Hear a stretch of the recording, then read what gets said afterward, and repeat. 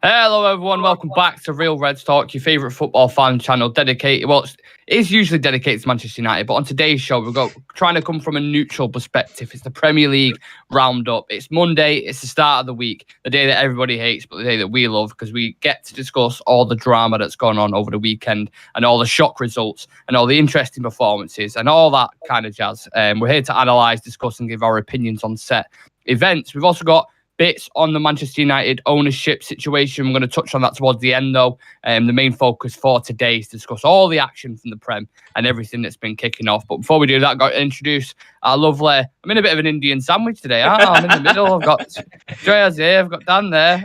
How are we doing, lads? Yeah, doing great and enjoying Arsenal's falling off.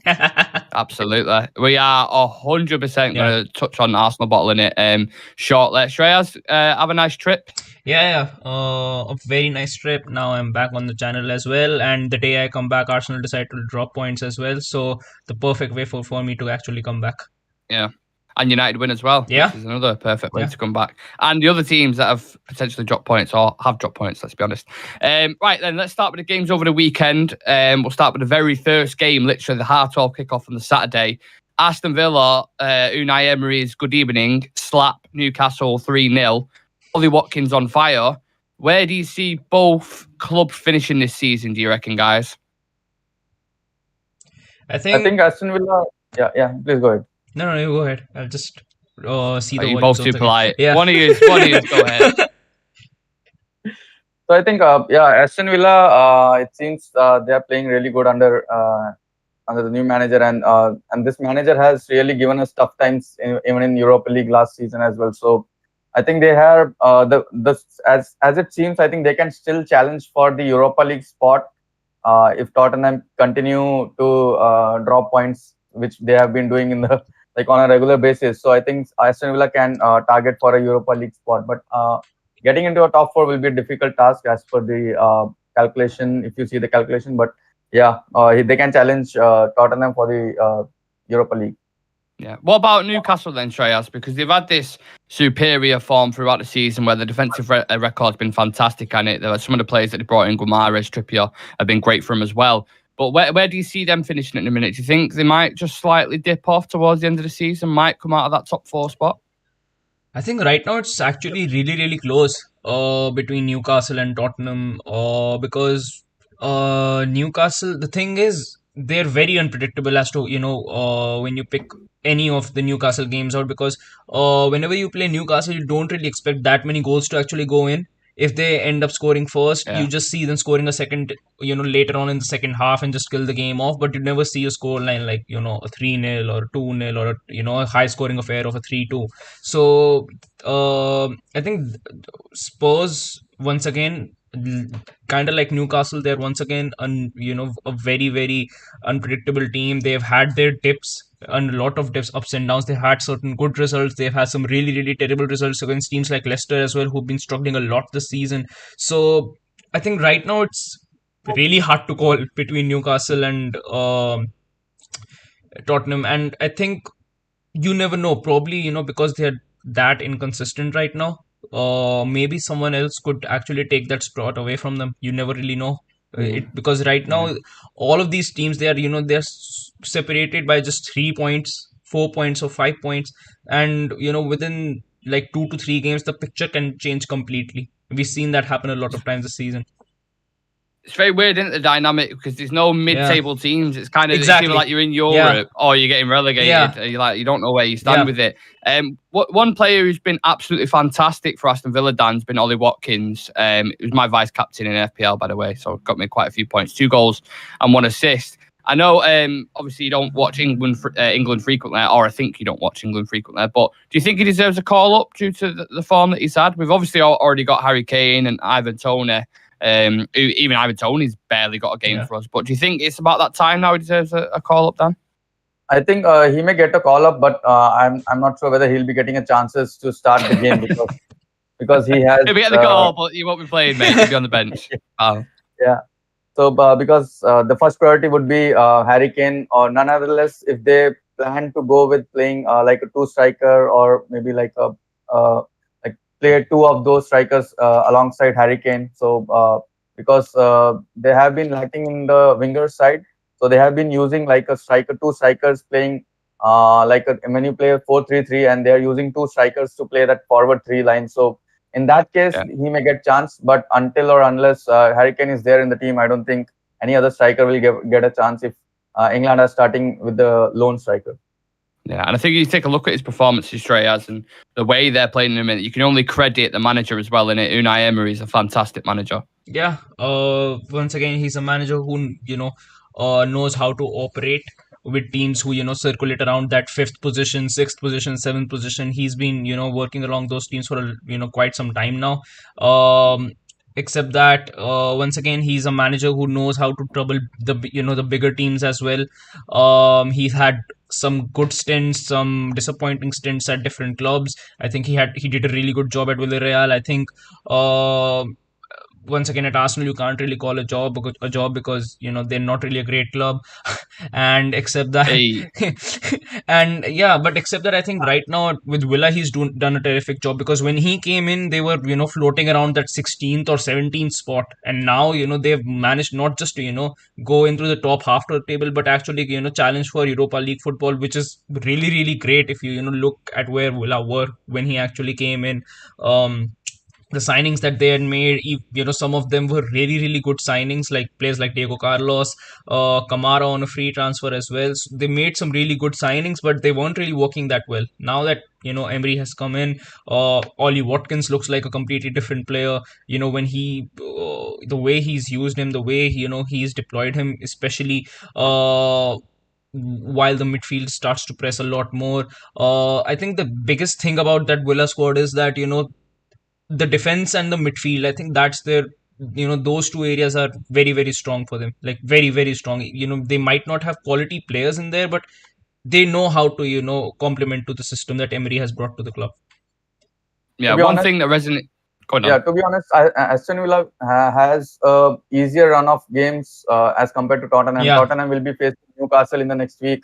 Then I think the next game will be with us, and then Liverpool is there, and one game is with Aston Villa itself. So they have a tough run of games in the coming days, and I think top four can get top 5 at least. Yeah, I think the top 4 is shaping up really nicely as well, which is good for us because we're starting to get that gap then on the rest of them, the less, kind of falling behind. Vincent Bullett's in the chat saying, hello, guys. Hello to Vincent, who's been watching us for ages, a loyal supporter, so I appreciate you. Thank you very much. Smart Hacks MC saying, good afternoon, boys. I think you knew. I don't think I've seen your name before, so good afternoon to yourself. Sam's in the chat as well saying, evening. And Smart Hacks has said, we should sack Ten Hag and bring in Potter or Unai Emery. I don't think we should. There's nothing, like Sam says, there's nothing smart about that hack, but everyone's opinion's welcome.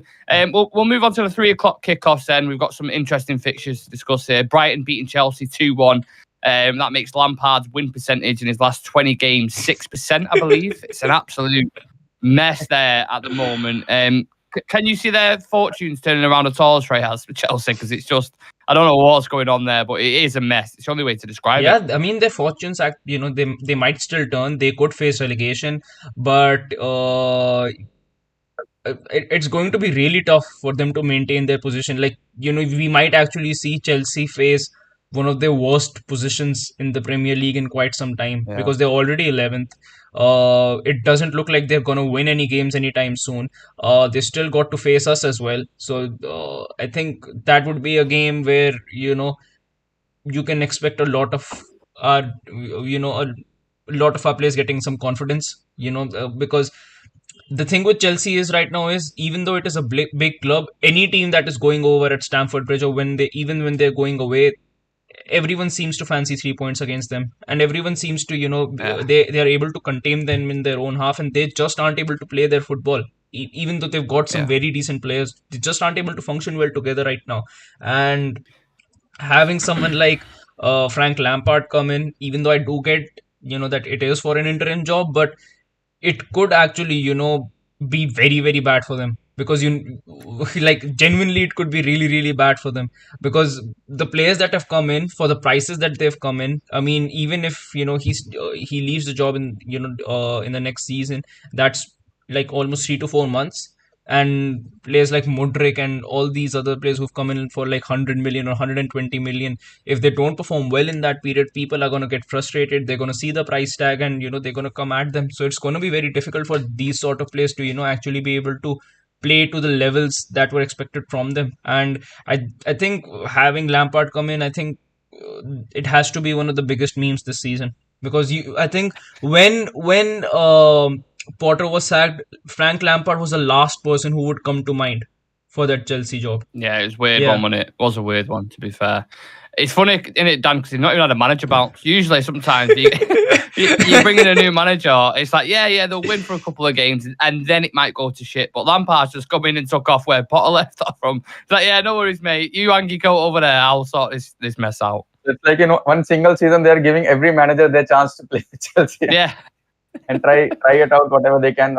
And to be honest, they've got so many good players, and those players who were very on a high potential during the transfer window. They got Koulibaly, who was on his peak, and Badeshil, who we were also discussing, and Cucurella they got, and some crazy midfielders as well with Modric and Zakaria also we were seeing for few transfer window, and then Enzo Fernandez. So it seems like everything is there, but still it is not working out. And to be honest, in the coming days, also in the coming fixtures, I think they still have a lot of tough games around, because they have to play us, and then I think they have to play Arsenal, Newcastle, and I think with City also they have to play. So I'm not sure. Relegation battle, innit? I mean, they're on 39 points or something. Yeah. Oh, Palace are level on points with Palace, aren't they now? Yeah, so you never know. They might drop down to 15th if they, lose those games. Like, if they could face a relegation battle if they don't win any game soon. Like, they've got 9. How many games have Chelsea got left in their locker? Like, I know we've got 8 games left. Yeah, 8 or 9 games. Yeah, so even if they've got 9 games left, from which 5 are are going to be against very tough oppositions. Even in those 4 games, even if they win those games, they're just going to get somewhere near to 50 points. So it's mental. Yeah, it's absolutely mad. Like, tell the money they spent as well. Modric, £85 million is just done. I watched the first half of football he played. I think it was against Wolves, or it might be someone else. And I was like, oh my god, this guy looks like a player. Electric, great at dribbling, can link up play. I've seen fuck all since. Just like, no idea what's happened to him.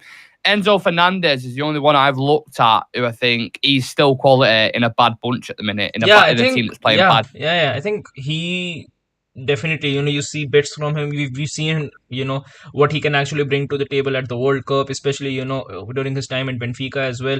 I think Badeshil has been doing, fairly good in comparison to the other defenders who are there, because I don't think Koulibaly has been that great of a signing for them. No, it's not. Coming from Napoli with such a high price tag, people expected him to, be that Thiago Silva replacement for them at Chelsea. But, ultimately Thiago Silva, I would still say that Thiago Silva is still their best centre-back, across that Chelsea back line. And I think except Enzo Fernandez, no one has really worked out that well for them. Like, anyone that they've signed, it hasn't really worked out well for them. And they've spent a lot of money, and they've signed a lot of players. So you at least expect them to be around that 6th or 7th spot after having that much investment in. That's it. I think Nkunku will be looking for the Tipex to find his contracts and rub that signature out, because it's not looking great over there. It's an absolute disaster. We'll move on from Chelsea though, from one relegation contenders to the next ones. Everton will be gutted with the chances they missed. They lost 3-1 to Fulham. Palace and Wolves both got wins over Southampton and Brentford. A change of manager for both teams. Palace bringing in the retired Roy Hodgson, 86 years old, however old he is, the OAP. He was doing bits, in fairness. Lopetegui's doing a fantastic job with Wolves as well. Who are your 3 to go down, lads, as it currently stands? Obviously, this can change week in, week out, but you look at the relegation battle, who do you think the 3 that will go down? I think Leicester definitely would go down. I think Leicester will go down. Just a question on that. Yeah. Would you take anyone from Leicester if he was to go down? Yeah. I would take NDD. And if Jadon Sancho leaves, then James Maddison. Otherwise, I'll just take NDD. Interesting. Very interesting. What about yourself, Dan? Anyone from Leicester you would quick fire Yeah, sale? yeah, I like Madison, but I don't think we will have. We still are. We are having a lot of midfielders, though. Even at this current situation, we're still lacking the midfielders. But yeah, it's strange enough, right? We have like 7 to 8 midfielders for the 3 position, and we are still lacking players in the midfield. But yeah, Madison would be a good shout for me as well. But I think he will be. They'll not be okay with less than anything less than 50 or 60 for Madison. Yeah, but you think maybe at a cut price. But having said that, we've got Bruno Fernandes, haven't we? Who doesn't never misses a game. So Madison would be like, is he injured yet? Can I play? Like, exactly. So I think that's why I would just take NDD, because he'd be good, like decent cover for Casemiro when he's not available. So Leicester is one of your teams to go down, Treyas. Who else are you saying? Southampton 100%. They're already gone. And realistically, I would say Leeds or Everton, but just for the memes, I would say Chelsea. Okay. So imagine, honestly, you cannot imagine the absolute pandemonium around Chelsea if they got relegated. Oh my god! If they spent £600 million and got relegated, that is the worst thing that's the most catastrophic thing to ever happen in the history of the Premier League. It really is. Dan, with that said, give us your 3, please, mate. Are Chelsea included in that as well? No, but realistically, I think Leicester and Southampton, they're looking to go down, and I think Nottingham Forest can pull up, and I think Everton can come back in the relegation zone. I think with the games they are having in the coming fixtures, I think they are playing City, Wolves, and Brighton, and Leicester and Newcastle. So these teams would be tough to defeat. So that will Who's playing them? Was that Everton, did you say? You've got them running. Yeah, Everton. Yeah. So Everton has to face, I think, Newcastle, Leicester are there. Would be a good battle to for the relegation zone. Then City they have to play, and so they have 3 to 4 games, very tough games. So I think Everton will be going down, and Nottingham Forest somehow they just pull up a like random win out of nowhere. So I think that will happen in the coming fixtures as well. Okay, very interesting. I'm going to go with, I think Southampton definitely go down. I want Leeds to go down, so I'm just going to throw Leeds in there because I hope they go down. I can't stand them. And I'll put Leicester. No, Everton. Everton, Southampton, Leeds. And Leeds. I'll say, yeah. I hope Leeds go down. I've got to repeat that. Can't stand them, twats. Moving on to the half-5 kickoff. Man City versus Leicester. Speaking of Leicester, slapped them. Well, I'd say slapped them 3-1, but Leicester had some really good chances towards the end of that game. Like, they could have equalised at certain points. He was hitting the post and everything. But, yeah, City putting the pressure on Arsenal. We'll discuss the title shortly, lads, so try not to get into that too much. But, they're looking at banging form now, City, aren't they? Smashing Bayern Munich, beating Leicester. They've got Bayern Munich again, which you think will advance. Anyone worried about a potential treble? No, you don't think they'll do it? No. Yeah, treble is a tough one, but I think Premier League they'll win the Premier League. I think they'll win the Premier. Okay, what about the FA Cup? Because we're in that, of course, aren't we? Do you think if we get them in the final? It's tough. It's tough because they're in good form at the minute, aren't they? They're in really good form. Every day I'm waking up, I try to convince myself that we'll beat them in the final of the FA Cup. That's all I'm doing every single day in the morning. Convince being the key word there. Convince. I mean, nothing would be better for us. I think it would be the perfect way for us to actually, if you could call it a season that we beat, Manchester City in the FA Cup final and prevented them from actually winning the treble. I think we can handle. I think if we take them out of the FA Cup, I think we can handle City winning the league because that means Arsenal crumbling. And then if we win an FA Cup, we've already won a Carabao Cup. Who knows what happens in the Europa League? Exactly. In fact, looking at it, we could actually end up having a better season than Arsenal. Yeah. Because if Arsenal bottle the league, and we win a Carabao Cup and we win another trophy, whether it's Europa League or FA Cup, we've had a better season than Arsenal. Yeah. Facts. Even if they finish second, it gives a shit. Yeah. Because all that matters, you don't get a trophy for second place. Exactly. You don't get a little to put on your side. We came second. Well done. No, you don't get that, mate. You get Champions League football. That's it. And we've got trophies to back it up with it as well. Exactly. So I hope they bottle it. You remember the Kevin Keegan thing where he's like, what is it now? What's the quote that he says? I would love it if they go there and drop points. I would absolutely love it. Yeah. Yeah, I I mean, hope this they is do. the best season in 20 years, and then the best they can do is like, win no trophies and celebrate Yeah. a second position. That just, that is pretty much the definition of Arsenal. I don't know about you, Dan, but when Saka missed that penalty, I do love Saka, Yeah. like in terms of his personality, really nice guy. He's hard to hate him. But when he missed the penalty, I was celebrating like United had scored a 90th minute winner. I was like, fucking get in. Because I knew from that point they would crumble. I just knew it. Yeah. Yeah, exactly. It seems like whenever they now in the recent games, like whenever they take the lead and then they are tend to lose the points, and so it's so positive for us as well to be a United fan to see them dropping points. And to be honest, every time whenever I watch a match of an Arsenal or a United game, I'll be sitting alongside an Arsenal fan. So that in itself is a like a big plus for me. So it has been a very tough days for me, but now recently 2 fixtures, I'm really enjoying.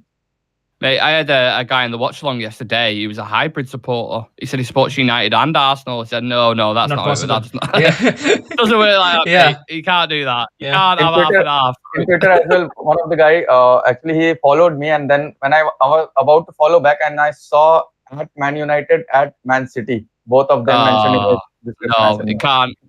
Things not to. Maybe we'll do a separate show on that. Things not to do as a football fan. You can't support Arsenal and United. That's absolutely criminal. I said we was going to discuss the title shortly. We've kind of already discussed it. But the game itself, Arsenal against West Ham, where did it go wrong, Shreyas? What is happening? Equalising. As soon as Saka missed that penalty, it was game over, wasn't it? Yeah. And you could see it on their faces as well. Like the moment he missed that penalty, their entire body language and, the mentality, it just completely dropped. And they just could do nothing to actually stop it. And West Ham took advantage of that fact and bought the game level.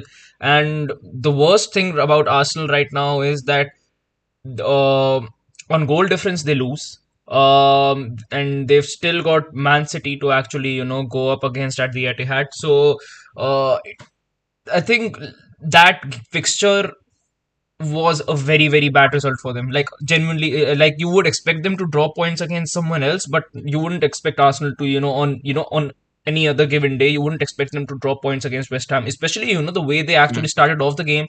Everyone expected it, this game is done and it's 3 points, but things just changed. The mentality and the body language just completely dropped, and West Ham were able to capitalize on it. And the thing is, Arsenal fans still believe that they can beat Man City. I mean, that's a big game, isn't it? Exactly. It's a big game. Exactly. And the kind of form that Man City are in right now, like it takes a lot to actually beat a team like Bayern Munich 3-0. Like it genuinely takes a lot to beat a team like Bayern Munich 3-0. Yeah, they're a good team. Exactly. They've got a lot of quality players. They've got you could say arguably one of the best midfielders across Europe with Kimmich and Goretzka in there and Musiala. So I think right now Man City are on a good run. They're under great momentum. Haaland seems to score every single game. De Bruyne as well as Bernardo Silva look unleashed. Like I think right now even more than Haaland, I'm more scared with Bernardo Silva. Like whenever Bernardo Silva is on the ball, everything is flowing through Kevin De Bruyne and Bernardo Silva in that team right now. And if Bernardo Silva and De Bruyne don't really have a good game, Rodri seems to score a goal out of nowhere every single time. So they're a very unpredictable side as to who will be the person who will actually get the win for them, get the goal for them. So it's going to be really tough for Arsenal to actually come up against a team like that, because Arsenal are actually becoming much more predictable now. Like they've not got as many variations as Manchester City have got right now, and they don't have the momentum to actually back at it either. Yeah, it's the depth in it. Yeah. It's the players that they've got. They can just rotate into a second team. And I was touching on this before when I was doing the membership video. If you want to become a real Red Ultra, by the way, click the join button next to the notification bell for exclusive content, a badge 16 name, and a chance to feature on the show. Quick plug. But yeah, I was discussing it before on the membership video and saying the depth that City got. We all know about it for years. They've got basically a second team of world class players. But I just want to bring it back to Haaland himself, Dan. I think he's just equalled Mo Salah's record in the Prem, or he's won off it or something. He's got 40 odd goals, I think, in all competitions. Like I think if he follows I don't know if you agree with this, but if he follows the blueprint that Ibrahimovic had, that he went from where was he at Ajax first, I think, and then went to Italy, into Milan, and he's obviously played for Barcelona, then AC Milan. Do you think if he follows that blueprint, he could become one of the greatest all-time goal scorers ever? Because what he's doing right now is inhuman, isn't it? Yeah, it's mental now what he's doing at this age, and if he continues to, I think before the discussion was when he was being compared to Ronaldo, then the discussion was like he has to score continuously on every season, like 50 odd goals to reach that level. But as the thing stands, if he's in similar kind of team like Manchester City, who has many like providers like De Bruyne and Bernardo Silva. If he goes to that type of team where they have more creative players, then definitely why not? He can score like more than 50 goals. Even now, also, if they are left with I think 7-8 games, then definitely he will gonna score 10 plus goals in Premier League as well. And that is like a proper modern striker who just like any ball you put inside the box and he's there on the end of that move. And it's so crazy now. It's like Manchester City are playing him for the first half and just get the job done and just bring him out of the team and give other players a chance. So it's going on like this for the long time. So it's so plus for a player like him, and he's very like I've hardly seen him injured and out of the game. So his physique and everything is always on a totally different level. I thought Mbappe would have matched him. They both are on the same level, but it seems now he's maybe if Mbappe moves to a different team, like a team which has more providers, then he can also come to that same level. But at this moment, I think Haaland is on the top of it. It is a strange one because I look at them two players that we just mentioned, Mbappe and Erling Haaland. They're obviously going to be the next two guys that are going at it for the next 10 years or whatever. But I think Mbappe is more of a complete player, but he'll give you more in terms of the ratio of his game. But Erling Haaland, like when it comes to goals, I don't think there's a better goal scorer in Europe right now than Erling Haaland. He just gets it. He doesn't have to do anything in a game. He can he'll get one moment, killer, most decisive striker right now in Europe. It's insane how good he is. And what we could do with a striker like that, to be honest, we need a killer like that. Let's see who that is. Just to touch on very quickly, because we've spoken about United. Me and Dan did the review after the game, Shreyas, but the Mighty Reds put on a display against Nottingham Forest at the City Ground. Anthony, Bruno, Eriksson, very impressive in that game. Important to solidify the top 4 spot, right? Yeah, definitely. And we needed that win, considering Newcastle drop points. This gives us a cushion of 3 points over them, and all that we have to do right now is just win the games that we have, and we have pretty much sorted out our position in that top in that third slot. And hopefully if Arsenal or City manage to drop points, probably move into second. But I think having that third position locked in is a big achievement. We've already got more points than what we actually got last season. Last season we got 58 points. We're already on 59 points right now, and with 8 games to go, if we win even 7 of them, that tally goes up to 80. We have not reached 80 points in quite a while now. Even when Oli finished second with us, we never got to 80 points. So this would be the first time that we get to 80 points in quite some time.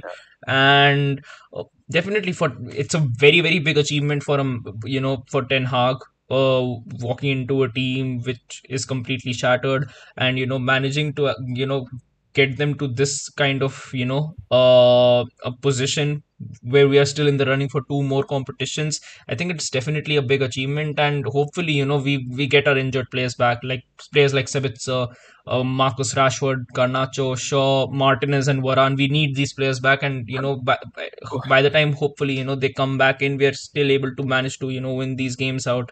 I think having Eriksson come back was really important for us. Like when he's come in and he's showed what we were actually missing out on in that midfield. Bruno seemed a lot more comfortable having Eriksson sit behind him, and Casemiro as well. Once again, he's the rock in that midfield. He provides Bruno as well as Eriksson the platform to do what they do. And yeah, I think because of that, we didn't really feel that much of the absence of Marcus Rashford in that team, because the thing is, till the time we are able to generate chances, and at least we have someone like Martial to actually convert we can probably still get off not having Marcus Rashford, and Anthony seems to be getting better and better every week. So I think right now it's a good position to be in, and hopefully our players come back soon. Yeah, fingers crossed. Yeah. But people are chipping in now, and that's the main thing. We've had injuries, but Dalot coming in at left back. Dalot looked really good at left back, in fairness. I'll probably start him there again, considering how he performed. And another set players as well, Ericsson, like you touched on there, rightfully so, doing really well. We said at the start of the season, didn't we, Dan, if you could get top 4 in a trophy, you'd be absolutely buzzing. It looks like we're nailed on to do that now, isn't it? Yeah, exactly. The bar was set for Ten Hag was at least get top 4, because we have been out of the Champions League for a season, and now and at least a trophy. I mean, any one trophy. I think the smallest one itself would have done the job. But now it seems that the scene has totally changed, and that confidence has been built in the team. And the very first thing I wanted from Ten Hag was to build in that confidence which we had in the time of Fergie, when we used to go into a game and we know that we are going to win this game. And that was like what it was missing for like 7-8 years, when we go into any game and we are not sure whether we're going to get the 3 points or not. But now we have seen that in the most of the games, we know that we are going in, and if we have the full strength, then we are going to win this game. And that Ten Hag has done brought in this team that confidence, that standards. And also his win percentage is 70%, which is in itself is a very plus point. And for a manager who has just joined the club, and within the 6-8 months, he has turned the team upside down and changed a lot in the team, and that in itself is a huge boost for us, especially for the fans, to bring in that confidence in the team. Yeah, we love you, Erik ten Hag. What an absolute legend, and what he's done this season. I mean, I'm sure we'll have a massive show when the season finishes, just dedicated to him, to be honest, because what he's done has been phenomenal. One more thing. I think in yesterday's game, Maguire started shaky, but till by the end point, I think he looked better. I mean, I was seeing a lot of people just once again coming out and commenting on his game. I think he looked much better I think in comparison to the other games that we've actually seen Maguire playing. I think he looked far more better in yesterday's game in comparison to what people have been saying. So I think probably some of the fans have just probably it's the agenda, or probably it's something else. But I think Maguire got a lot of hate last night, which he didn't really deserve. But the thing is with that, we haven't got any other options now. So the best thing is just to back him, give him confidence. Exactly. Because if you slated him, and he starts playing shit, and then we've got to deal with him for the 3-4 games when Varane's out. Yeah. You know what I mean? Just give him confidence. Say to him, you fucked up at the start, but you came back into it. That's the main point, and you looked good for the second half. So we need that form replicated in the next couple of games. Can you do it, Barry? We'll set the stall out. We'll set the challenge. The last game of the weekend, lads. Brandon's saying they're looking forward to Liverpool losing tonight. Let's hope that happens. I mean, I hate them both, Liverpool and Leeds. So but who are you guys taking in that one? Leeds at home, Liverpool away in bad form. But you think maybe with the quality Liverpool have should shine through, right? No, I think Leeds win. Liverpool have got no quality. Oh. You think Leeds win? Yeah. Oh, he's trolling. He's trolling. Sorry, I'm just getting comfortable. Don't mind me. I think I think this one Liverpool can pull a win out of it, because Leeds are like I mean, they have been growing well in this season with like building a team, but that formation they play is like an all-out attack, or like they are so much like disjointed. Keeping it down. They're playing FIFA every game, so their formation is like wide open. So I think Liverpool can take an advantage of that.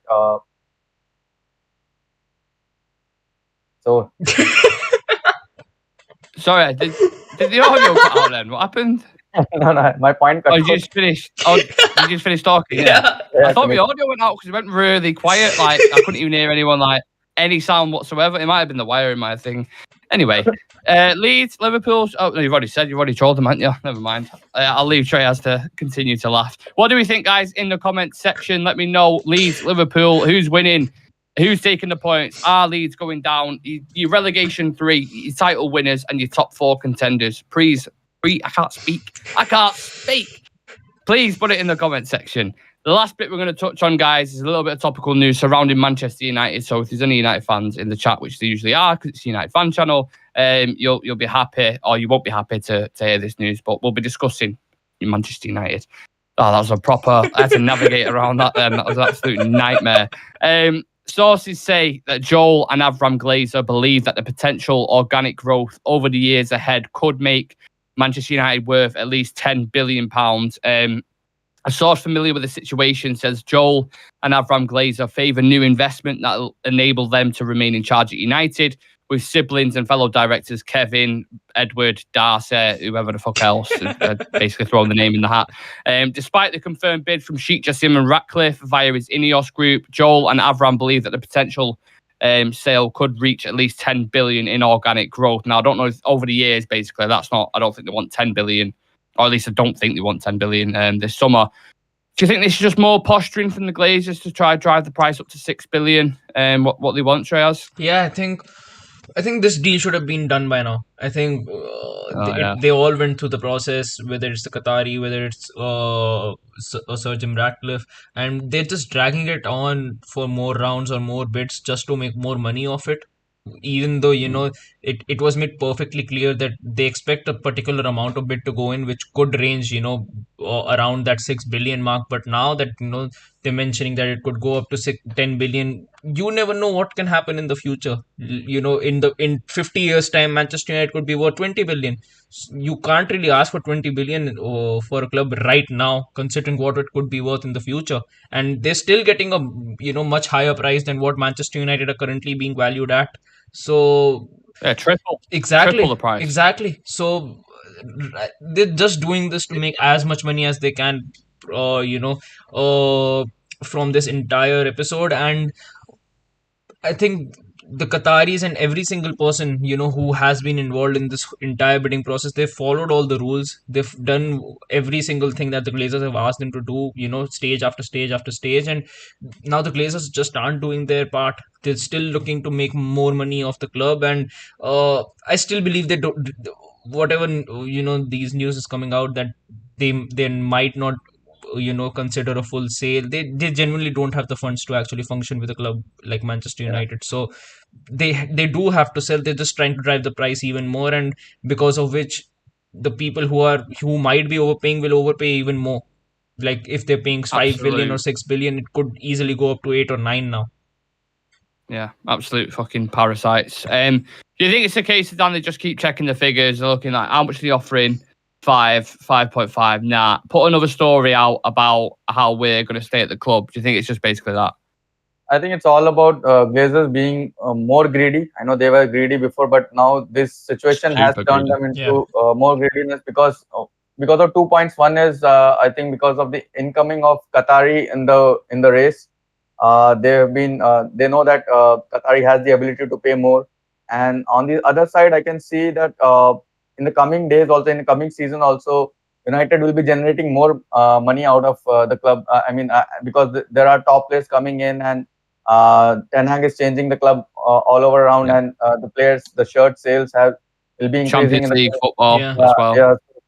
So that so many criteria are there which is going to improve in the coming season, and they might smell some profits in that as well, and may just sit down in the club and just try to do something to stay in the club itself. But if this happens, if they are still in Manchester for the next season, I don't think I don't know how intensified the protest will be. But it's for their betterment. They should leave the club, and I think 6 billion should be a good ask. And considering I personally always wanted Qatari to get in the club because of the amount, because you want your owners to be rich. Yeah, I take that point. Look, just a point on how bad it'll be. We don't know how to think it. Trust me, if they decide to turn their back on this now and decide to stay at the club, what happened at Liverpool is going to look like a tea party, mate. I can promise you that. It will go off. There'll be fire. Honestly, it'll be the type of protest that I'm not saying I want this and I want this to happen, but it'll be the type of protest that goes over the top, because you cannot do that. You can't just dangle the carrot in front of United supporters, something we've wanted for nearly 20 years, for them to go, for them to then turn around and go, you know what, we've done all this promotion and all this selling the club and everything just to get an interested person who can keep us afloat, keep our head above the water, so we can now stay here for the next 10 years. watch what happens. Honestly, I can't describe how bad it'll be if they do that. So let's just hope, even for their sake, that it is a bit of posturing and they are just trying to drive the price up, because hell will rain. I can promise you that. Just the last question on this topic: if it does drag over the transfer window, the sale, but they do end up permanently selling the club, how do you think this affects certain proceedings in the transfer market? Do you think we're going to be limited? Do you think they could do something with the owners where it's like, well, you know, how much are you going to offer? Will it be last minute deals like last summer? We're spending 80 million on Anthony, etc. How do you, just as a prediction now, how do you see the window going, Shreyas? I genuinely think if this deal doesn't go, over the line by the time the transfer window opens, I really think that we won't be able to sign anyone. Like we've seen, the Glazers during this winter window itself, they came out and said, now that we are selling the club, we don't see any, purpose of actually, flowing any cash or injecting any cash into the club, because we are selling the club, so we don't really have to do anything with it. And that is the major, the biggest reason why we ended up signing someone like Wout Weghorst. And if this happens, if this continues over the line during the summer window as well, I really don't expect us to sign someone like Harry Kane or even a Victor Osimhen or a Gonzalo Ramos, because these players are going to demand it. Their clubs are going to demand at least like 100 million or 150 million for them, and we just don't have the cash for it. Sorry, Shreyas, I just saw Dan smile. I saw Dan smiling there in the top corner. Are you laughing at what I think you're laughing at? Yeah, I'm sure. About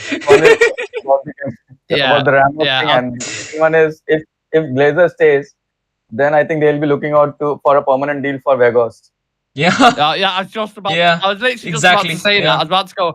Their transfer window is going to be Sabitzer, who's on loan for like 20 million. They're going to sign Weghorst and say, there's your number 9, pal. Martial's fit now, so he'll stay fit for next season. And then the centre-back will be a loan or something, like a young kid on loan. That's honestly, that would not surprise me with the Glazers at all. I do think if he was to stay, they'll probably spend, 70 million max, and then the rest will be on, well, we have to sell Maguire. You start hearing briefings coming out saying, we've got to sell some players like Maguire, McTominay to reach the funds. Whereas if it's just Qatar coming in, or they're just going to, obviously, they're going to want to have a big summer, aren't they? They're going to want to spend big with the manager at the helm.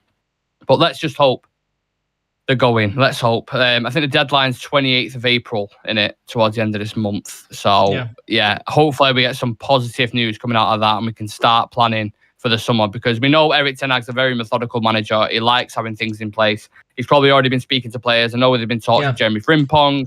You're seeing stuff with McAllister as well from Brighton. I think that's an interesting deal. That's kind of came out of nowhere. I don't know what's happening with that. But yeah, let's see. I think we can wrap the show up there, guys. So thank you very much for joining us, lads. Thank you to everyone who's been in the comment section. We appreciate every single one of you, and to the people who was in the members thing before. If you want to become a Real Red Ultra, just click the join button next to the notification bell. And to receive exclusive content, a badge next to your name, and a chance to feature on the show. Make sure you share, smash a like on the video, and subscribe to the channel. And check us out on socials, Instagram, TikTok, and Twitter.